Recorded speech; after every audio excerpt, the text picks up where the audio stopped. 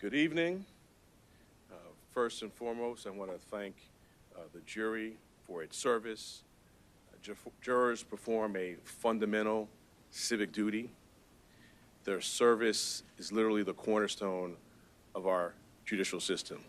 We should all be thankful for the careful attention that this jury paid to the evidence and the law and their time and commitment over these past several weeks. 12 everyday New Yorkers, and of course our alternates, heard testimony from 22 witnesses, including former and current employees of the defendant, media executives, book publishers, custodians of records, and others. They reviewed call logs, text messages, and emails. They heard recordings. They saw checks and invoices, bank statements, and calendar appointments. This type of white-collar prosecution is core to what we do at the Manhattan District Attorney's Office.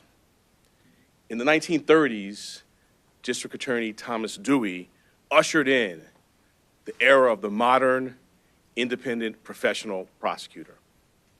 For now nearly 90 years, dedicated professionals in this office have built upon that fine tradition.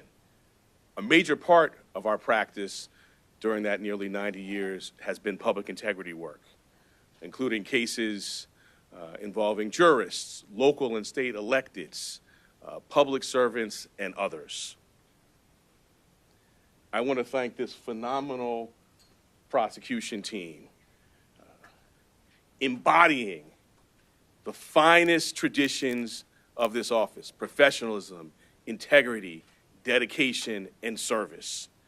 They are model public servants, and I am proud and humbled to serve side by side with them. The 12 everyday jurors vowed to make a decision based on the evidence and the law, and the evidence and the law alone. Their deliberations led them to a unanimous conclusion, beyond a reasonable doubt, that the defendant, Donald J. Trump, is guilty of 34 counts of falsifying business records in the first degree to conceal a scheme to corrupt the 2016 election. And while this defendant may be unlike any other in American history, we arrived at this trial and ultimately today at this verdict in the same manner as every other case that comes through the courtroom doors, by following the facts and the law and doing so without fear or favor. I want to conclude by expressing deep gratitude to the NYPD and the officers of the Office of Court Administration for securing the courthouse, all of our safety, making sure the courthouse and all of the other matters that are important in their own right continued seamlessly. They will continue to be and have always been incredible partners. Thank you.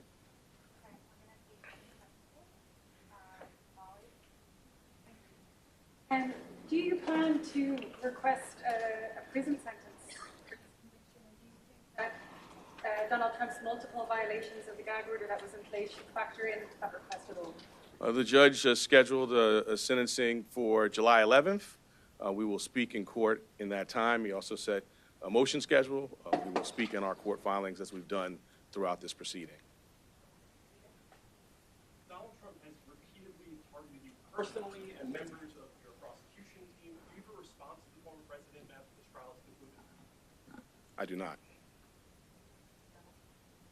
In February, you decided not to bring a case against Donald Trump. You criticized that. You criticized when you indicted him in March 2023. You criticized when people really started to understand that case. How do you think of all that now, seeing the results of that? Can you kind of put that in context with your personal history? I did my job. Our job is to follow the facts and the law without fear or favor. And that's exactly what we did here. And what I feel is just gratitude to work alongside phenomenal public servants who do that each and every day in matters that you all write about and make the press, and in lots of matters that you don't. I did my job. We did our job. Many voices out there. The only voice that matters is the voice of the jury, and the jury has spoken. Could I ask Mr. Steinglass, many people said the prosecution was masterful and flawless. Just want to know how you feel at this moment. Sorry.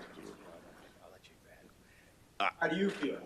Mr. Steinglass, I think some of you probably saw him speak for a little bit the other day. So he's done his job, as has this team. And he just told me, tell him how I feel. I think you said that. I will just say enormous gratitude. You know, our system, I talked about the jurors at the beginning of my remarks. We have a phenomenal system. 12 everyday New Yorkers. They listen to the judge's directions. They follow the evidence. You saw them in court every day. They were careful and attentive. And so I feel deep gratitude to work alongside them, to be a part of this system. And I just want to echo that this is what we're doing every single day. I mean, during this trial, you know, just this week, right, a ghost gun indictment, Grimaldi's wage theft plea resolution, sex crimes, convictions, all sorts of work that's being done by phenomenal public servants. So we're before you today on this obviously consequential matter, but this is what we do every day. We follow the facts and the law without fear or favor. If a jail sentence is in the cards, it is likely that Trump and his attorneys would seek a stay on enforcement of that sentence pending appeal. If that were the scenario, would your office object to staying the sentence? I'm going to let our words in court speak for themselves when we get to the sentencing matter. I'm not going to address hypotheticals. They raise arguments, we'll respond. And I think your question really underscores an important point. This is an active, ongoing matter, right? We have other phases of this going ahead. We will continue to do our speaking about this matter, about issues like that in court. All right, last one. From day one, kind of the viability of this case has been questioned in all sorts of media outlets, all over the place, including from the defendant himself. Can you respond to any of that, how you feel now that you've gotten the conviction? So my response, again, is I did my job. And I think particularly I talked about the history of the office. You know, my personal history, I started as a prosecutor in 2003 in the Public Integrity Unit in the New York State Attorney General's office. I served also in the Public Integrity Unit in the Southern District of New York. These are kind of cases I've done personally, and it's a hallmark of the tradition of this office that I'm proud to lead. And I don't want to go into the whole body of litigation, you know, but we now have a federal court decision ruling on the legal theories. We had a state court decision on the omnibus motions. But most importantly, today we have the most important voice of all, and that's the voice of the jurors. They have spoken. Donald J. Trump has been convicted of 34 counts of falsifying business records. Thank you. District Attorney, your office has been investigating this case since Are you concerned about 2018. retribution if Trump is elected president? You went to the Supreme Court twice. Any comment on that?